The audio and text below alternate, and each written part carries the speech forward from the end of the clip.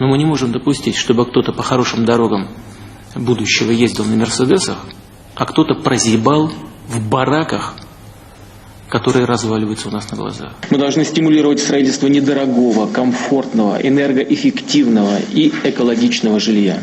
Мы с вами должны вытащить людей из трущоб.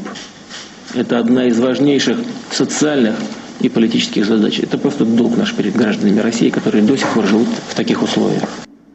Нам нужно решать первоочередные задачи, самые острые. Нужно закрыть проблему с аварийным жильем.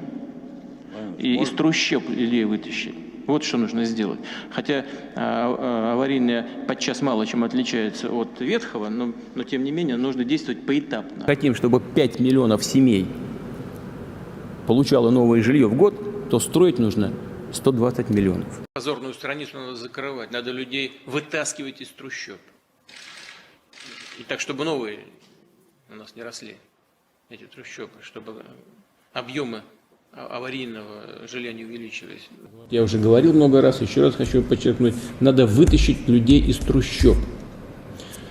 Мы постоянно тоже об этом говорим, нужно из трущоб людей выселять, как я уже обращал на это внимание. И здесь нам нужно добиваться и большего масштаба, конечно, нужно добиваться более высокой динамики.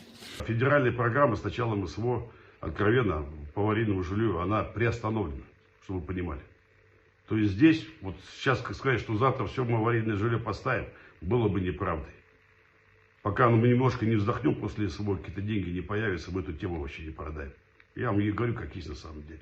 Обманули дурачка на 4 кулачка. Кинули просто. Грубо кинули. К сожалению, нас в очередной раз обманули. Надули. Нас обманули в очередной раз, как я уже сказал. Цинично обманули. Просто водили нас за нос, обманывали. Ну, не в первый раз такое с нами происходит. Надули. Просто нагло обманули. Нас просто водили за нос, обманывали. Нас просто надули.